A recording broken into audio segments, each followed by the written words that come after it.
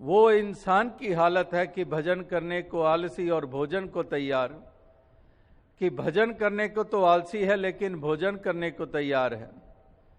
वो मिसाल दास ने कई कई दफ़ा दी कि एक कोई इंसान आया, वो जो आके उन्होंने निमंत्रण दिया उस मोहल्ले से कि हमारे मोहल्ले में, हमारे घर में इस तरह से एक भजन हमने आयोजित किया है, तो आप आइए। तो पति पत्नी कहने लगे, नहीं जी हमारे पास तो समय नहीं है, क्योंकि पति पत्नी ने पहले ही सोचा था कि आज थोड़ी आउटिंग करते हैं, कहीं पर बाहर खाना खाते हैं। कितने ही दिन हो गए घर का वही खाना, वही सब्जियां, थोड़ा जायका बदलते हैं, कहीं बाहर जाकर खाते हैं।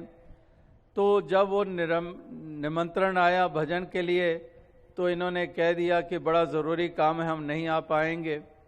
वो इंसान वापस लौटते हुए कह गया, चलो मेरी ऐसी श्रद्धा थी, चाहत थी, आप आइए हमारे घर में, चलो आपको ज़रूरी काम होगा, कोई बात नहीं। अब क्या होता है कि 20 मिनट के बाद एक और इंसान आता है और वो आकर कहता है, जी मैं निमंत्रण देने आया हूँ आपको। किस चीज़ का निमंत्रण? कहता है कि हमारे घर आज भोजन है। तो भोजन है सुनते ही दोनों की आंख में चमक आ गई कि वैसे ही हमने सोचा था बाहर खाएंगे, वहाँ तो पता नहीं 300-400 रुपया खर्च हो जाना था रेस्टोरेंट में या किसी ढाबे में, ये तो मुफ्त में ही निमंत्रण आ गया। हमारा मतलब तो यही था कि जायका बदलें, कुछ चेंज हो, तो ये तो फ्री में ही हमें मिलने जा रहा है।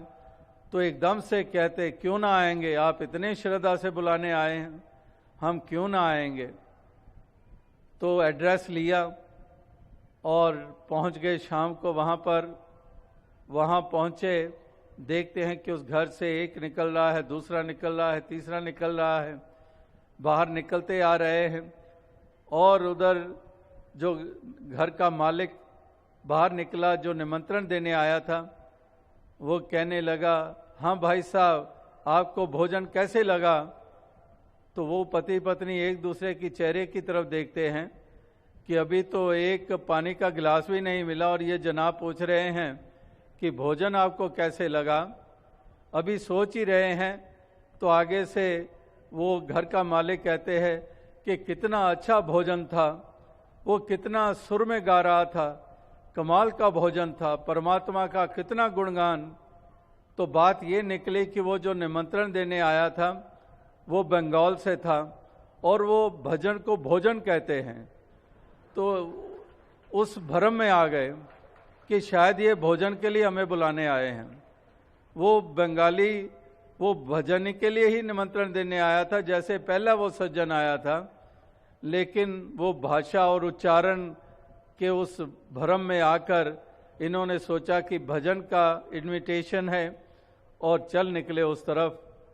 तो कहने का भाव क्या है, इसी से ही वो पंक्ति बनी कि भजन करने को आलसी और भोजन को तैयार। कि एक भजन करने को आलसी है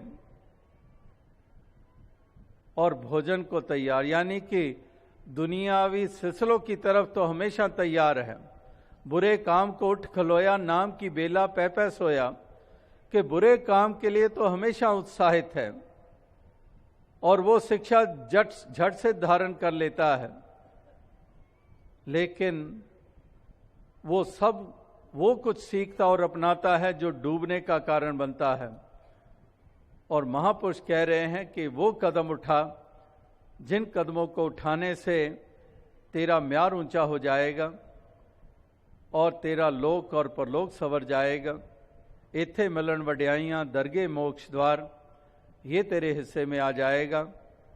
तो इस प्रकार से ये महापुरुष संतजन भक्तजन ये संदेश, ये पैगाम ये देते चले जा रहे हैं, ताकि हम इस तरह से अपनी अवस्था को हम बनाते चले जाएं और जो बाकी सिलसिले हैं, ये दुनियावी सिलसिले जो हैं, इनको हम उतना ही दर्जा दें जिसको गुजरान माना गया है, इससे अधिक नहीं।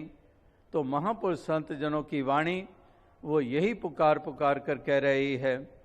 तो आज भी आप सभी महापुरुष संतजन इस संत समागम के अवसर पर उपस्थित हुए हैं, यही संदेश लेकर, यही पैगाम लेकर कि हम भी अपने जीवन में ऐसा एक बदलाव लाएं, एक ऐसी अपने जीवन में क्रांति हम लाएं, ऐसी क्रांति कि हम एक सही इंसान बन पाएं, देवता बन पाएं और हम अपने मंजिल को पा लें, अज्ञानता को दूर करके उजाला करके। इस प्रकार से ये एक क्रांति जो है ये हमारे जीवन में ये घटित हो जाए, हर किसी के जीवन में ये घटित हो जाए, यही अभिप्राय है ऐसे आयोजनों का और महापुरुषों संतों के देन का।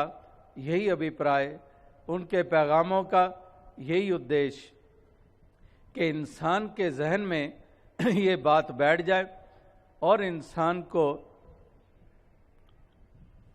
ये जागृति ये मिल पाए। ऐसी ही शुभकामनाएं होती हैं भक्त के हृदय में।